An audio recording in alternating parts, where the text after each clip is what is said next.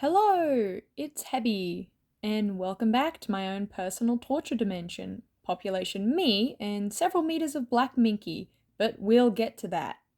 It's part 11 of making every Wings of Fire dragon into a plush. I'm making every dragon from my favourite book series, soon to be a TV show, yay, into a cuddly effigy of their story appearance. And for each dragon tribe, as well as some extras, I'm putting the patterns up for free online. You can download them through my Patreon and print them out. So far we have made Albatross, Anemone, Auklet, Arctic, Blister Blaze, Burn, Battlewinner, Blue, Coral, Chameleon, Clearsight, Cricket, Clay, Cliff, Ruby, Carnelian, Dune, Dusky, and Murder Basket. And we've also made a certain Whirlpool of the Sea Wings. And since we have our first official Whirlpool Hate Club members, which is the most generous tier on my Patreon, thank you so much to everyone who supports me. Even just enjoying this challenge series means a lot to me. But especially thank you to Ninja Kitty Awakens and Skywing Dad, as I shall be submitting Whirlpool to eternal torture in your honor. And for this video, the chosen punishment is eaten by tigers, my cat. Come inside! Come inside so you can destroy Whirlpool. Have the food. You don't care. She's enjoying the afternoon sun. Okay, thank you to my lazy feline. So, Whirlpool's punishment is now being buried alive in rocks and dirt.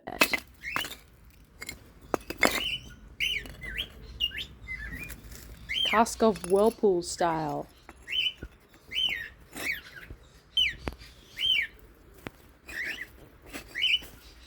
I can still see green.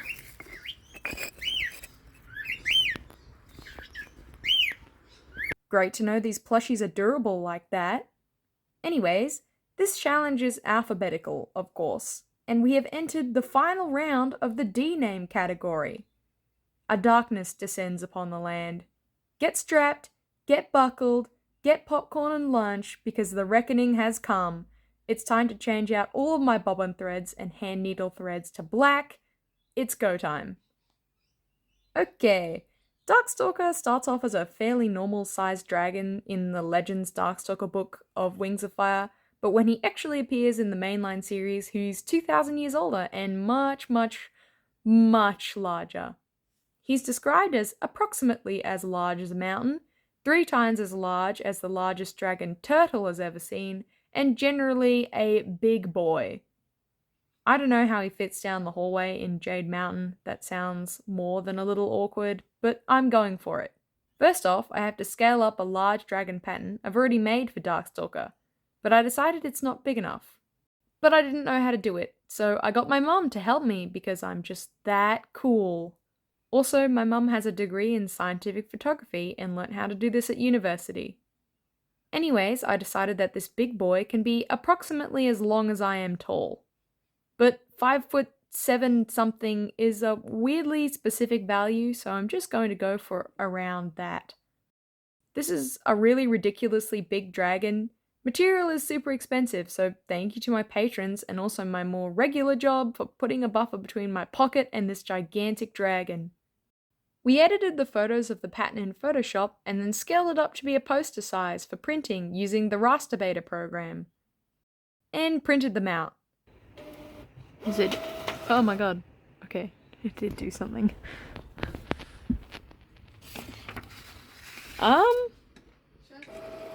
This failed a lot of times, just so you know. Eventually we got it going. At least my mum did. And I supervised. And then there came the task of sticking all the poster pieces together like a puzzle. These are immediately out of order. I cannot even express how annoying this was. It took many hours.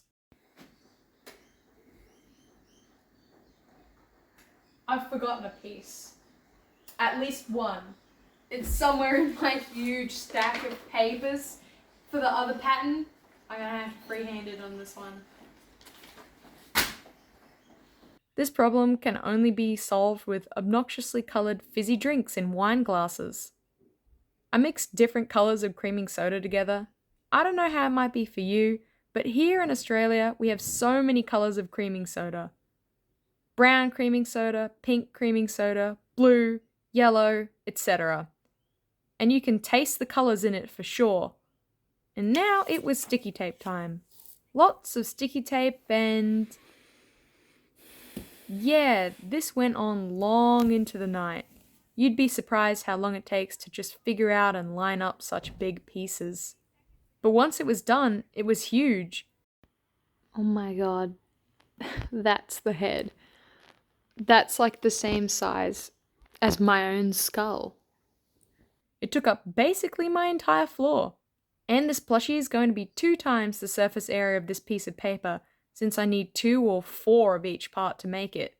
So there's going to be a lot of fabric. This is not going to cut it. Now starts the arduous task of cutting out all of the pieces. This took a long time too. Alright, it's the material phase. The pattern debacle already took more than an entire day trying to resize, refit, and cut. And let me say, the material part is what I've been dreading. Okay, up in the corner we're going to keep a price sticker. This pattern for Darkstalker is not similar at all to the regular patterns like I use for the normal or even double-sized dragons.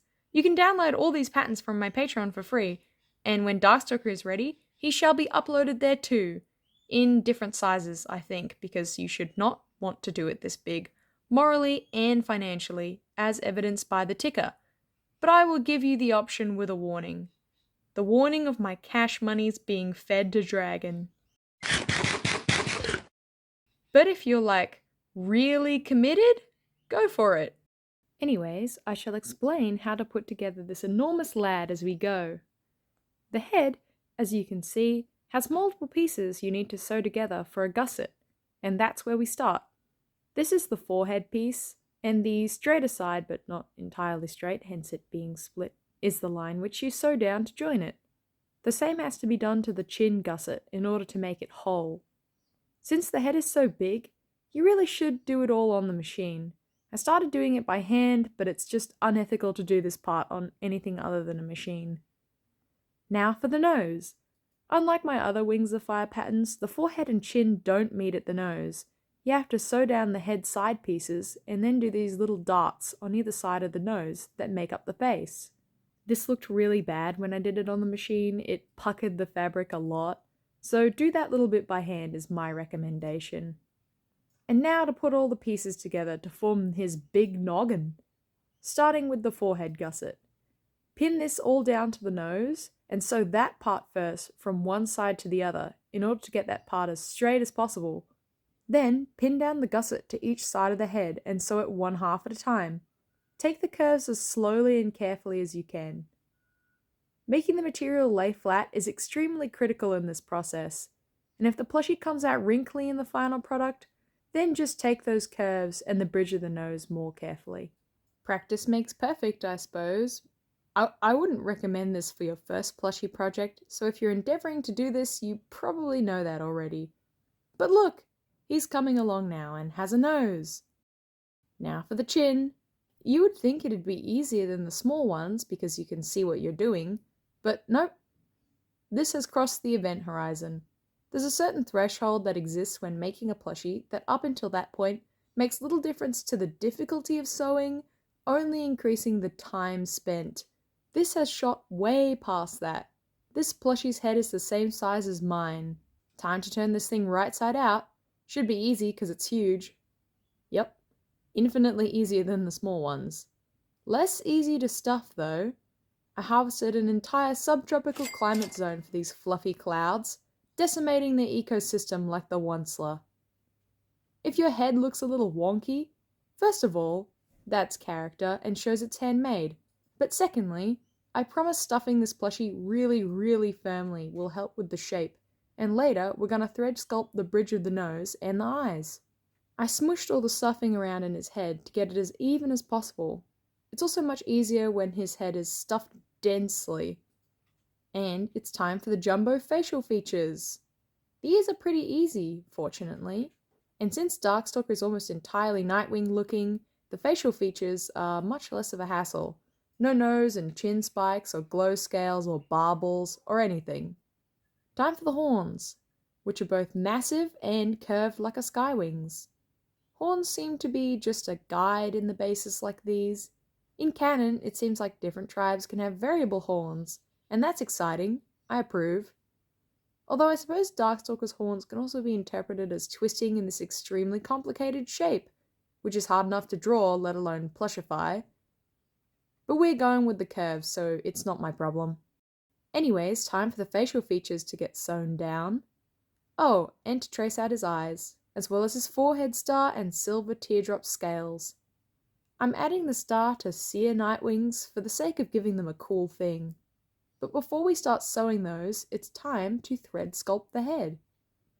Thread sculpting is a sewing technique which involves passing a needle through your plushie multiple times in order to mold or change the shape of the parts.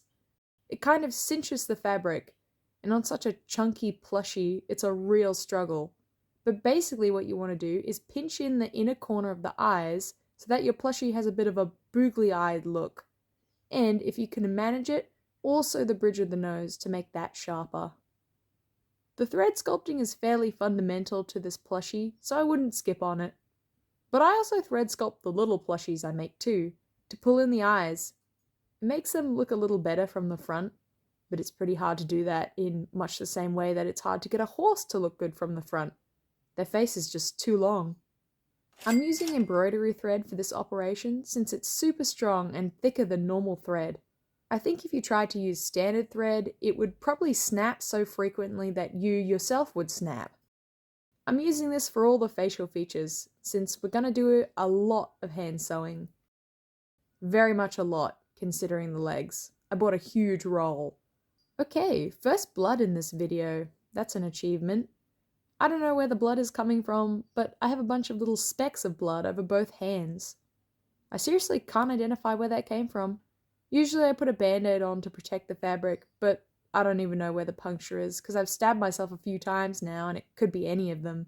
So there's nothing I can do. Good thing Darkstalker is all black. Or at least he's all black to me. I totally agree with the interpretations of him more similar to how he's shown in the Darkstalker Legends cover, with a sort of light blue-black color palette. It's not exactly how he's described. I couldn't tell you if this is just the lighting conditions of the cover page. Looking at the full body version, you can kind of see how it could be interpreted either way. But I don't have any way to get this much of a navy fabric of this specific color anyway. Besides, the all black and large size really increases the menacing aura I think he has. He's like a shadow. Not that plushies really are very menacing. Anyways, Darkstalker has a much more realistic plushie design from me compared to my other little guys. Considering he's meant to be very big, I got rid of a lot of the simplicity of the smaller patterns. Darkstalker's eyes are black in canon, as black as a cavern, as you can see in some of these goobery images. I love the realistic dragon faces, I want to clarify. They're just not menacing. Not in this case. Anyways, you wouldn't be able to see his eyes against his scales if I did that. It's the same problem I have with Deathbringer in that regard. And in the graphic novel, he lacks whites to his eyes. Those are instead black, and his eyes are red. I think he's the only Nightwing who has this. I don't know if I approve of it. It looks cool, but maybe just a little too menacing. Gotta strike a balance. So I picked a deep blue for his eyes, and we're gonna do a little color change to that later.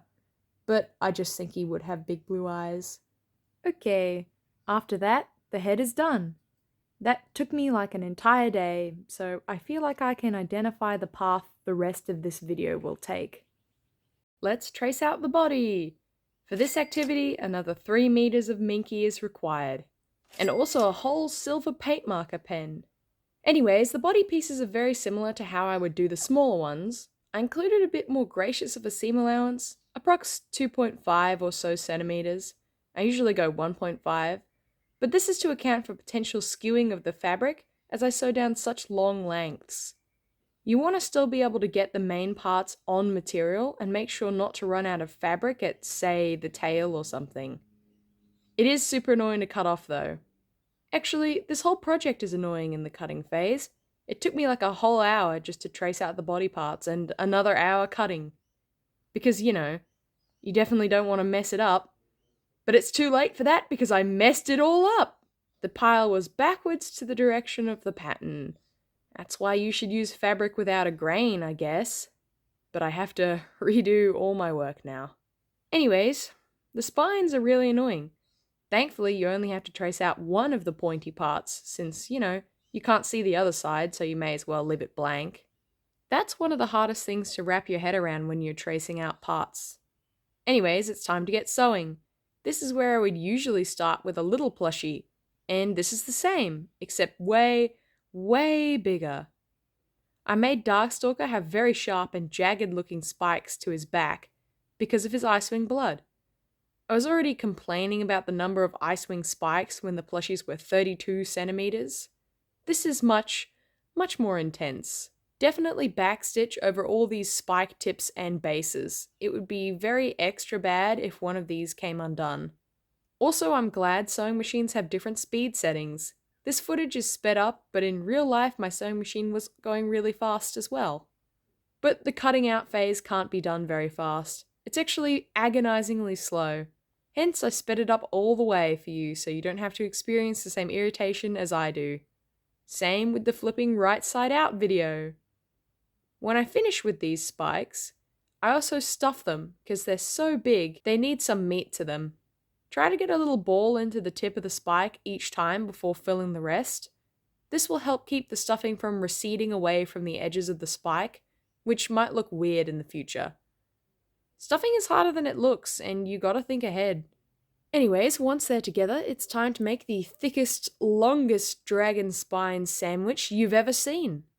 It's just like a cartoon Subway where it just extends right out the door and Shaggy and Scooby are about to bite into it before a ghost snatches it or something. It's one of those sandwiches. Oh, my sewing needle just shattered in half. Okay, the entire needle is gone somewhere. It's in there somewhere. Alright, first casualty.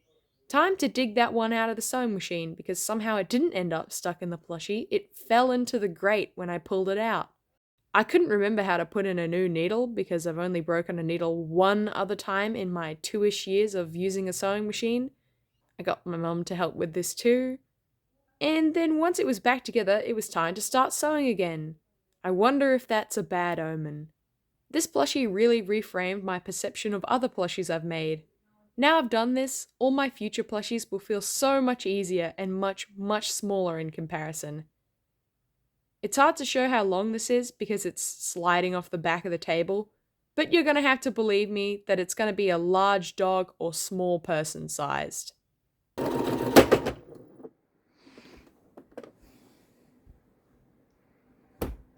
Casualty 2! No! It's broken! Oh. I have one more needle.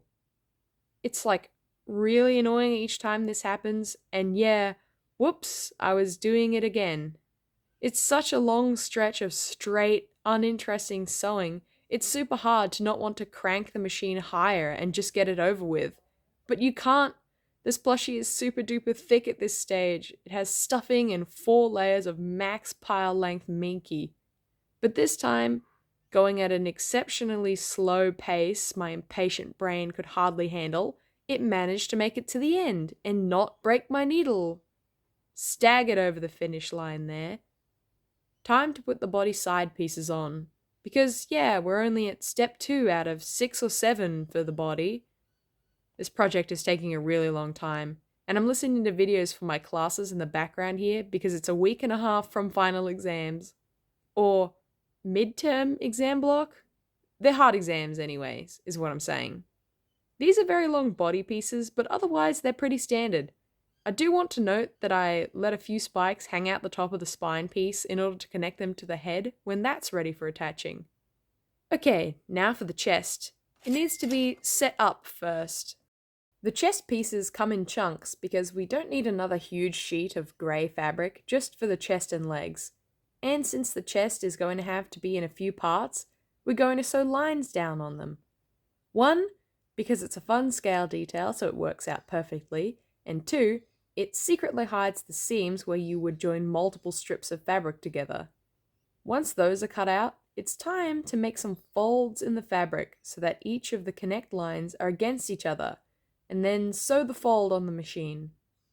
I don't cut the grey slices away from each other because it's a lot easier to do the belly scales like this. You'd be able to do this sort of detail on an embroidery machine too, as well as eyes and faces and stuff. I'm saving up for a car right now, and honestly some really nice embroidery machines are like double the price of a whole car. Yikes. But you can do this on the machine anyway, and that's how we're doing it. Do this sewing down the whole body up until the tail tip, and then the chest is ready to be sewn with the body side pieces like a hollow banana peel. At least he's not yellow like Cricket, but I do always think these inside out unstuffed plushies look like a deflated balloon or a fruitless fruit peel. Once it's all sewn up, it means we can turn this enormous thing right side out. First, we have to trim off the seam allowance so that the tail comes to a tapered point with no lumps. The seam allowance makes a huge difference to the presence of lumps in any plushie. Anyways, now it's time to flip out this giant glove. Honestly, he could be a stocking with how long he is. I snipped the excess thread off the plushie, and then my brother came to annoy me and poked me with a pasta fork or something. Was this thingy? I just went. Go away. Anyways, time to stuff this enormous beast. Always get the stuffing balls down to the tip of the tail so it remains pointed. Also, attempt to stuff a plushie of this size very fluffily, so that in the future, when the stuffing clumps and moves around from hugging, the plushie will remain firm and won't wind up with any voids in the stuffing. But if you have this problem, then you may have to do some drastic surgery to re-stuff your plushie. Okay, on to the second bag of stuffing. And this was the point where I realized I had signed up for a lot, because an entire bag of stuffing fit into that tail, and these come in densely packed kilogram bags, so it's pretty extreme. I keep knocking over my drink cans, and also when I'm stuffing, you can see me squidging the fluff a lot to both sides. And that's because you'll get lumps in your dragon if you don't spread and massage the stuffing into an even mass. Or semi-even. When you're making a plushie at this size, you just have to accept that there may be some bumps in it from under or over stuffing. Because it's actually a skill completely on its own, just like thread sculpting. And then I got up to the butt area and ran out of stuffing again. I threw in all the extras I had in my house from other partial bags, but still needed more. A lot more. So I had to go to the store and stock up.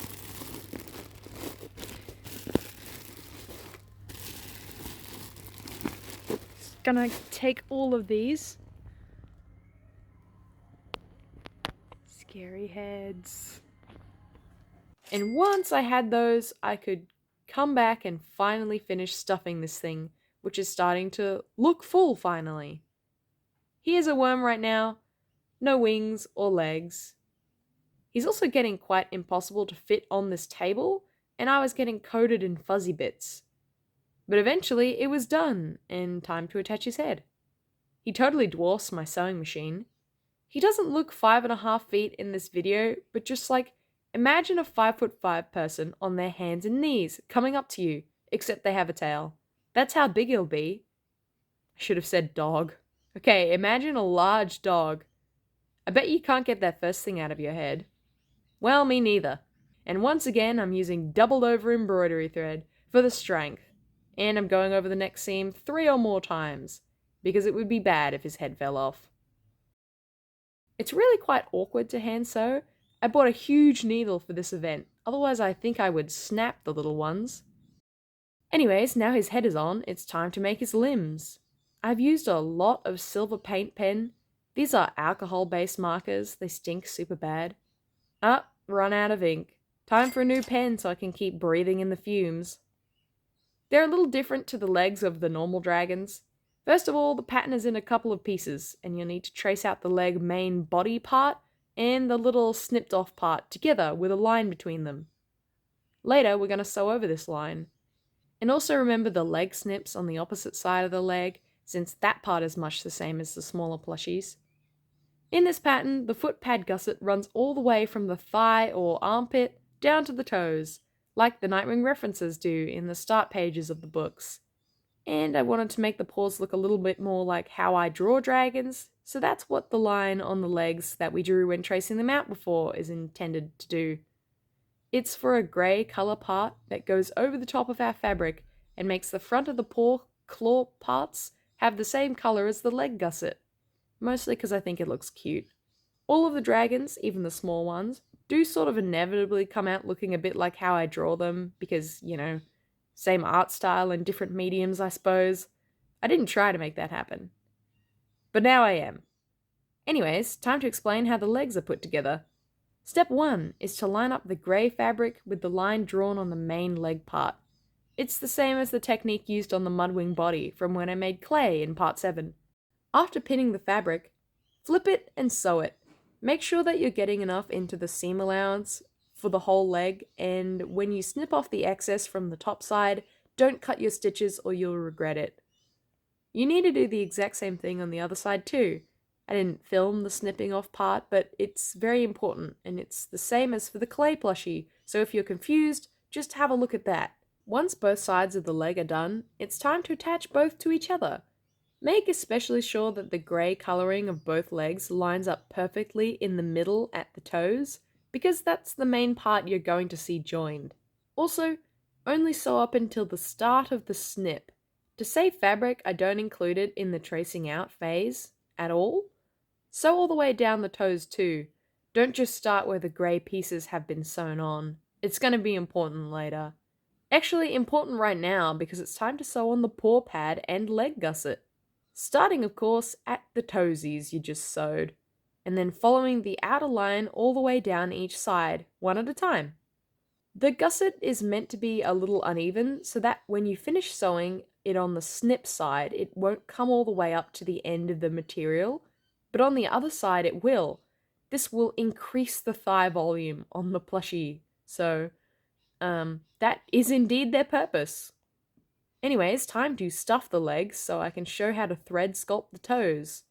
It's freezing cold, by the way. I'm losing feelings in my hands, despite this Cruella de Vil looking jacket I've stolen.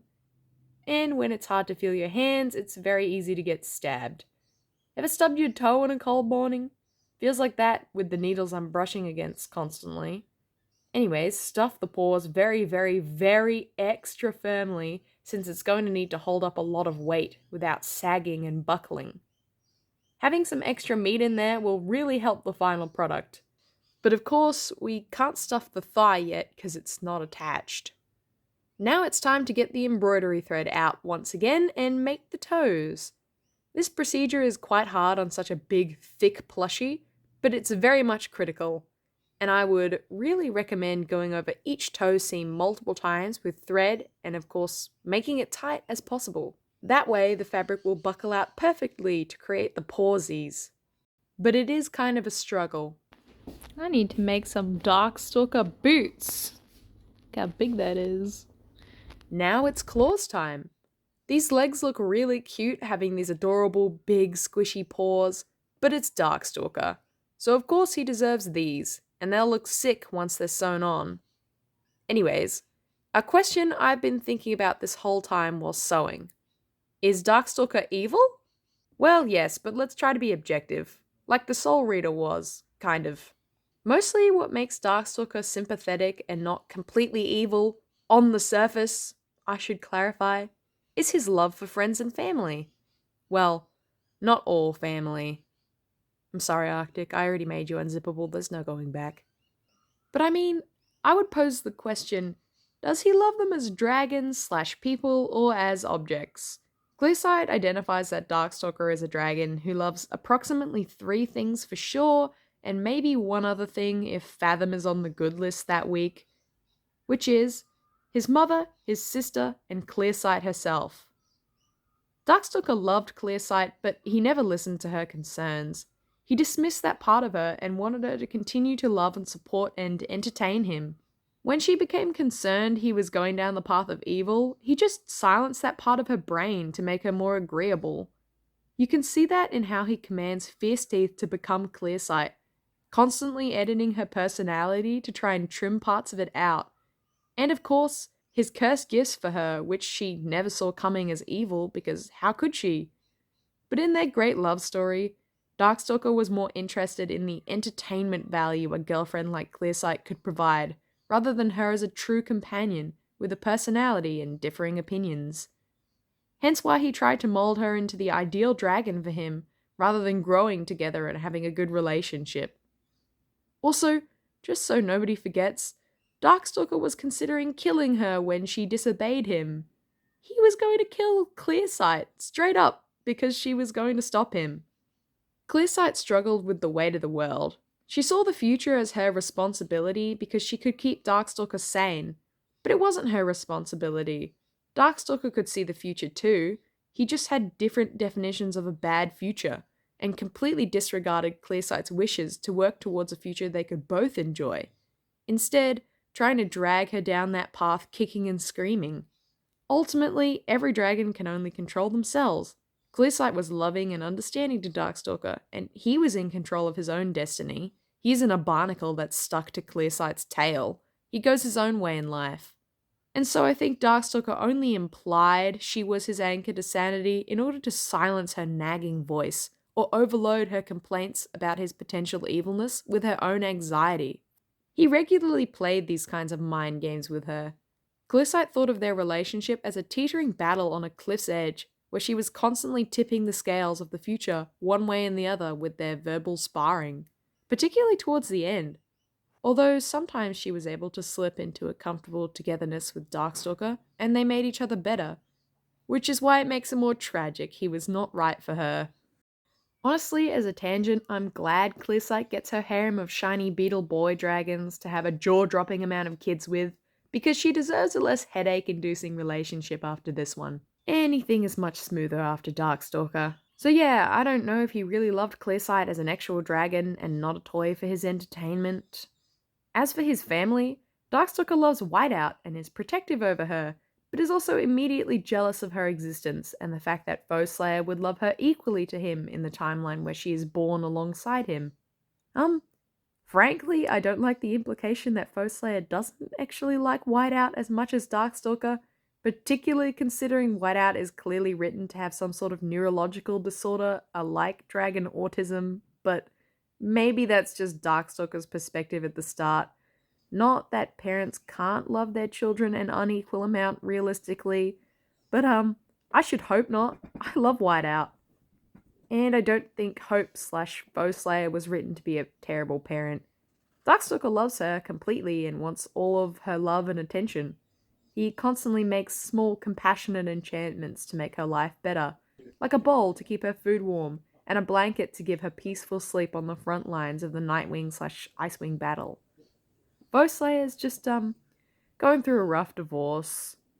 Anyways, Darkstalker sometimes found it hard to understand Whiteout, and her communication was often thought of as cryptic, but he was one of the only ones who tried at all to understand her. He legitimately thinks her brain is amazing and interesting. And some of the other dragons are ableist to her. R.I.P. Too bad they invented dragon ableism. And Darkstalker is devastated that Whiteout is lost to him in the future, and that he didn't get to know about her life and attend her wedding and see her dragonets. They would have been the cousins to his own dragonets, and they would all live happy lives together. And he can see that Sunny looks a little like Whiteout in the face, and that means she had a full life without him, which is sad. But also, in the scene where Darkstalker introduces himself to Clearsight, Whiteout sweeps her tail across a game some Nightwings are playing, causing them all to yell at her, but Darkstalker defends her from their insults. However, it is implied that he orchestrated the things to happen like that so he could appear as a dashing hero, swooping in to help his sister at the right time in front of his future girlfriend. Which isn't, very nice. So even though Whiteout loves her brother completely unconditionally, he manipulates her on occasion with the knowledge that she wouldn't expect him to do so and wouldn't feel any less love for him. Also, these legs are super annoying to sew on, and 2 hours into the procedure I just gave up and flopped over. But we must press on. As for the evil score, I may have already covered the 3 dragons Darkstalker definitely cared about, But he also likes Fathom. I mean, when they're on speaking terms. I feel like Fathom was more so a mirror into Darkstalker's own heart, and to some extent, Darkstalker wanted to make him like he was in order to prove that either Darkstalker was good like Fathom, or Fathom was evil like Darkstalker.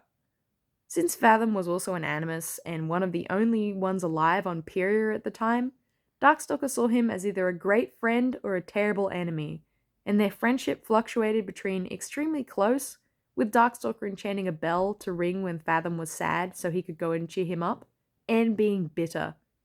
They regularly fought about power and the morality of using animus magic, but it was left fairly unclear in the text whether or not animus magic actually makes you evil, or if it's the fact that dragons who have absolute power are susceptible to that good old absolute corruption. Like Albatross, who Darkstalker dismisses as being an edge case, but Fathom was traumatized by. I mean, Albatross did kill his parents and half of his cousins and his aunt and grandmother and, like, a lot of dragons. Anyways, Darkstalker could often see visions of the massacre in Fathom's mind and thought he just needed to relax and let himself use his power. Because, as we may have established, Darkstalker has a bit of an empathy problem.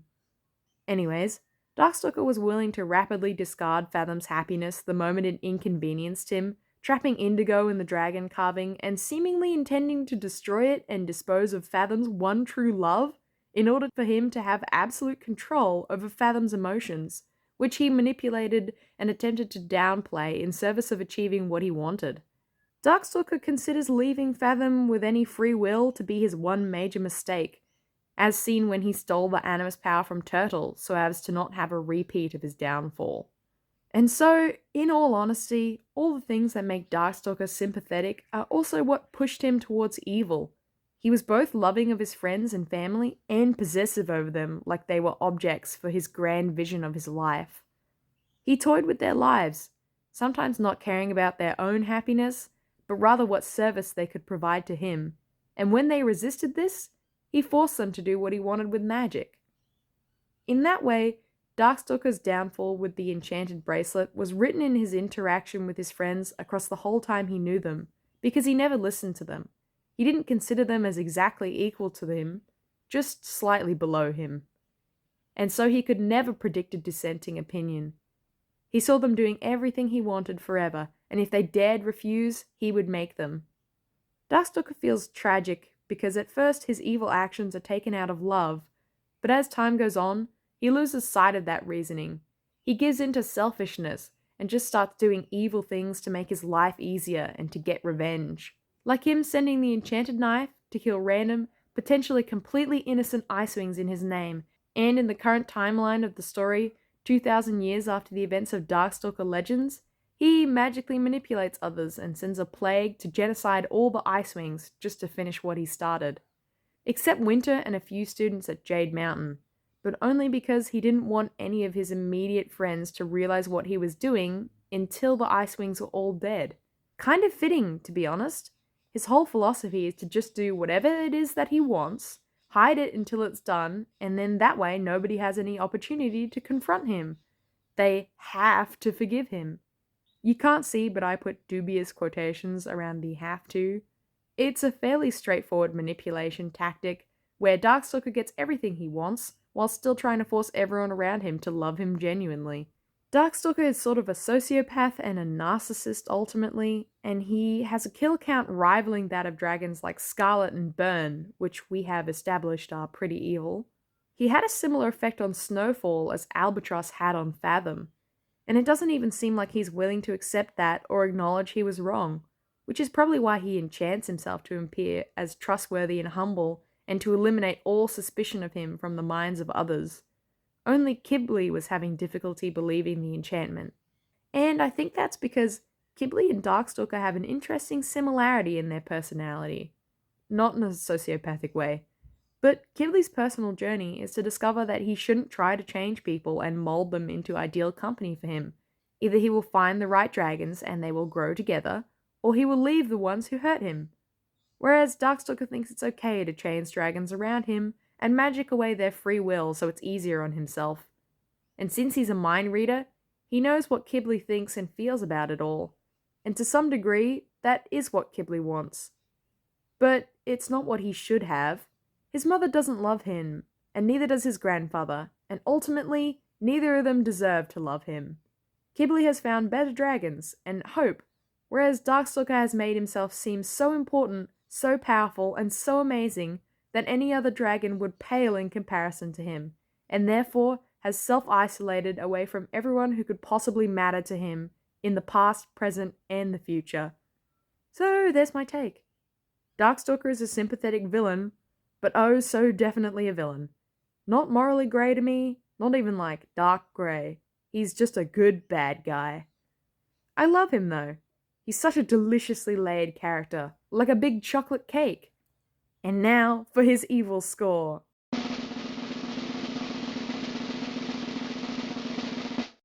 9.99999 recurring out of 10.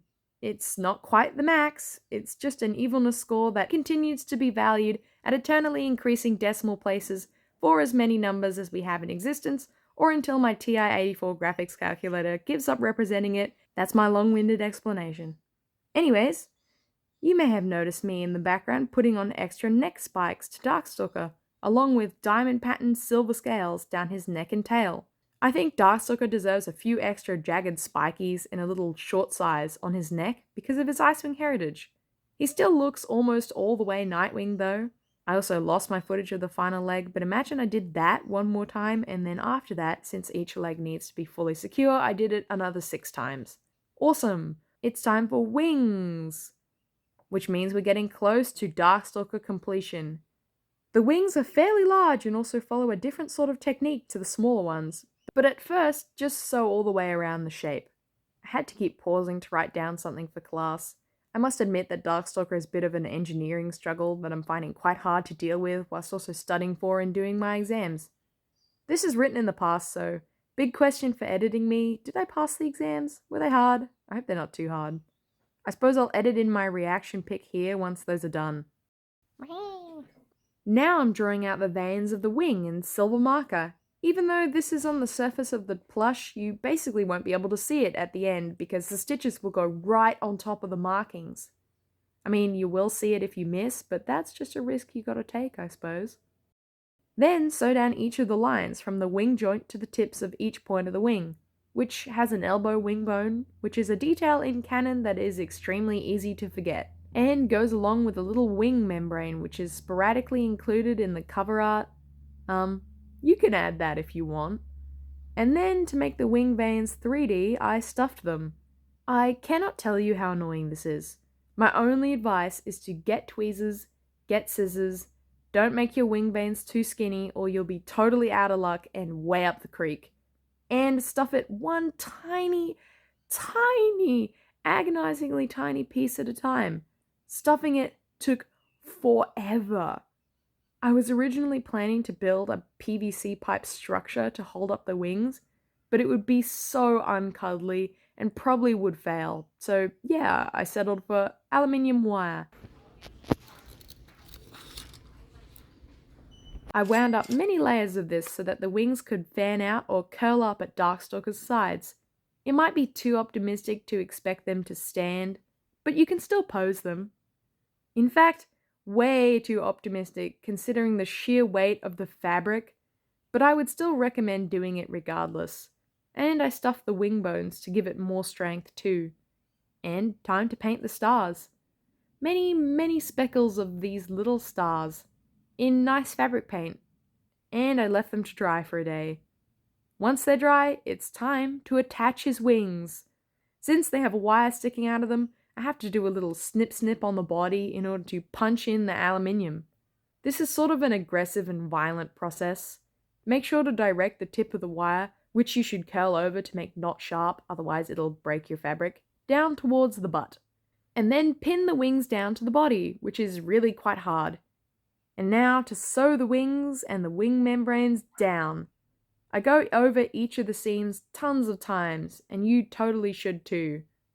This plushie is like 7 or so kilograms, maybe nearly 8, and it would be bad if it collapsed. He needs to hold up a lot of weight, and so all the seams need to be bulletproof. Now for the final detail, his white Icewing scales under his wing. I just freehanded these so they're a little uneven compared to each other, but they still look fine. I used a single layer of embroidery thread for this one, and I did the same on the other side too, so he can actually fly. And yeah, the wire in the wings doesn't hold itself up vertically, but he can still pose his wings in a curled in position or a position where it's flopped down against his sides, kind of like the little plushies. Once his wing and the accompanying Icewing scales are sewn on, that means the plushie is done. Yep, this whole ordeal is over. Darkstalker took positively forever and is very, very large. He's basically person-sized and it's super hard to capture on camera, also because he keeps threatening to knock things, including my phone, over, so that would be bad. Although he might be a little large for this space. Oh, Arctic. Just back away slowly. I think I better just keep walking. Running! Better start running! Running! Running! Sprinting! Yes! I just gotta keep sprinting! Anyways, yeah, it seems that Darkstalker is a little too chunky for my desk. Fortunately, I have a room now. I have been sleeping on the floor next to a ping pong table since this challenge started last year, but now I have a bedroom with walls and a door, and also blinds, so I don't wake up at 6:30 every morning. How awesome is that? Even better, since we renovated it all ourselves, I got to put in custom wall-to-wall shelves for my plushies, since the room doesn't quite fit a bookshelf. But this is way, way better than a bookshelf. And this room has been a team effort from my entire family, and now the last thing to do is to fill this room with plushies. Look what happened to Blue. I had to sell the other one. The Great Plushie Army has grown to 24. 24 is an achievement, even though there's about 80 to go, because each plushie is a serious time commitment, but I have pledged myself to the Wings of Fire and other project grind set. Stay tuned for another project that will be parallel to this one. Eventually, all these shells will be filled up as this challenge progresses. And last, but definitely, absolutely, certainly not least, is Darkstalker. Darkstalker clocks in at 1.5 meters long, about 5 foot, near 2 inches, and has a wingspan of 1.7 meters, or 5 foot, 6 inches. And he cost a total of $286 for materials. Yikes. Plus approximately 80 to 100 hours of work. I tried to keep track of it, but I really lost count after about 80. The thinking about it phase was not insignificant for this plushie also. But we have finally done with him. I'm not even gonna try. Darkstalker is definitely bigger than the largest dragon Turtle has ever seen, which is probably Coral in my brain. So we are successful on that front. He can also be reunited with Clearsight, who may or may not be entirely happy to see him, especially right now, and especially with the awkwardness of having gotten remarried. But we shan't mention that to Darkstalker. If the other dragons are missiles when you chuck them, then this is a nuclear bomb. This plushie is only slightly shorter than my best friend, by the way. I could replace him with a dragon. He's almost the perfect size to tuck into bed. Oh, he does need a little lint rolling though. Let me just... Oh, I did not know the lights could do that. What? He's gone?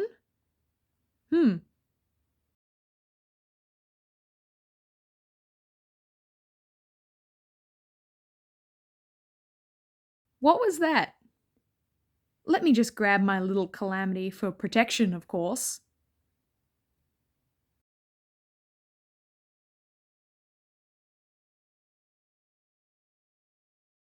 Peter, I'm in your mind.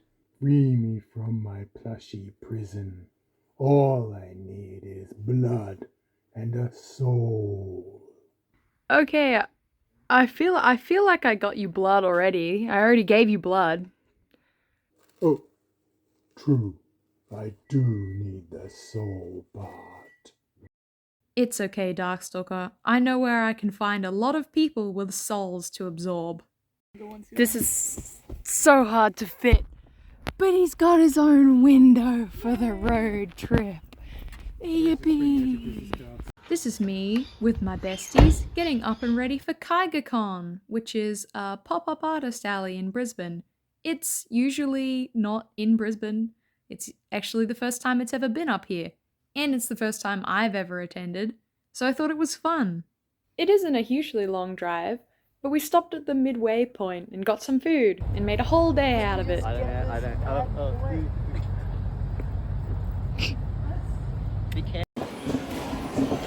Burger time! Don't let me eat my burger.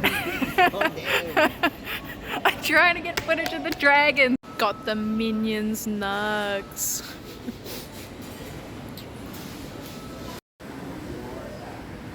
Don't eat the strawberry donut.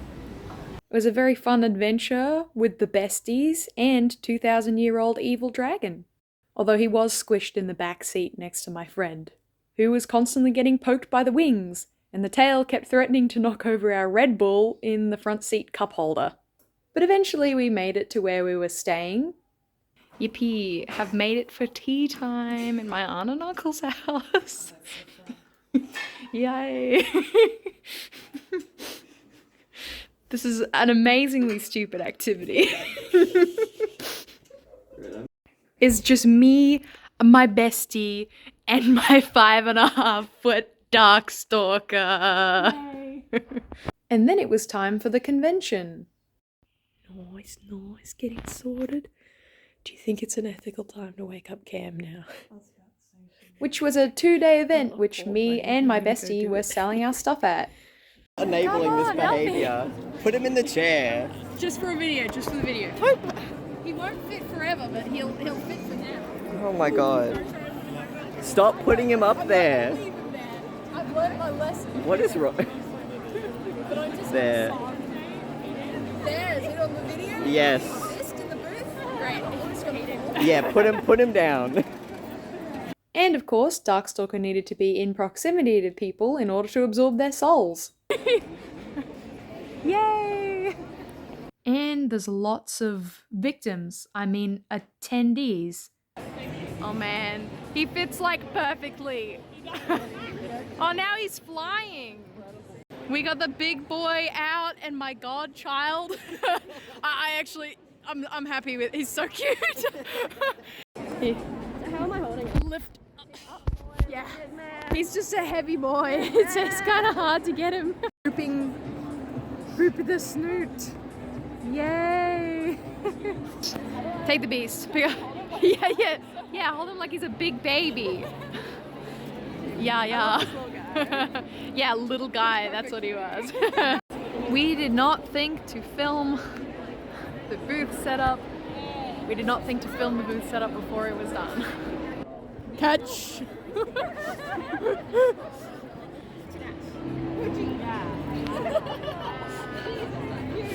Almost took out the entire crowd there. Look, 5 foot tall. He actually gets love. We are free. We are free from the first day. Yippee! I'm so tired. Yeah, my night photography is okay. But I think Not really. Tambourine, Wait. I think. Wait. That way. Wait. And there's some Wait. mountains back that way, but not glass house. No, it's actually really bad. Oh well. And now I'm back. It's time to paint a little red glow in Darkstalker's eyes with fabric paint. This is to represent his descent into madness and villainy. After absorbing all that soul essence, he has his animus powers returned. Great news. Not for me. Just so you know, my dad came up to do the Darkstalker voice after he heard me struggling, and he did it by putting his head into a cardboard box for a novelty waffle press. Star Wars waffles, Yeah, it's a Star Wars waffle box. also known as Darkstalker voice box. Yeah, because I want waffles and haven't had a fresh cooked one before. Anywho, His wings are truly massive, and he has many, many annoying spikes that were painful to sew. But it's great that this beast is done. Thank you for your patience. Many plushies are to come in the future. Actually, an alarming number because of a certain event. Anyways, soon I'll put up his patterns online. I'd recommend a half size just for the sake of storage and fabric usage. The Minky is kind of expensive as well as somewhat hard to work with. If you haven't used Minky before, then it's a bit disobedient and tends to try to escape. But if you're committed to make a big one and desperately want extra storage, you can always stack your smaller plushies on the back of one this size, and it works just as well as a shelf would. Better, in fact, because it's a dragon. Thank you so much for watching this video. It means a lot to me, and this plushie challenge is a super fun activity I'd wanted to do for ages, but I might not have been able to afford it if I'd just done it by myself in my room. It is very flattering that people enjoy a craft project that I was already going to do on my own though. So thank you. See you next video, which I just know will be as much of a trial to edit due to the sheer length of the whole thing. So, ouch. Good night, moon. Good night, stars. Good night, giant Darkstalker. A very special thank you to my patrons. I'm whispering, of course, so as to not wake up Darkstalker. This is a warning that a speed paint is about to play and it might flash on screen whilst I read out my Patreon shoutouts. So if you're sensitive to that, look away or be prepared.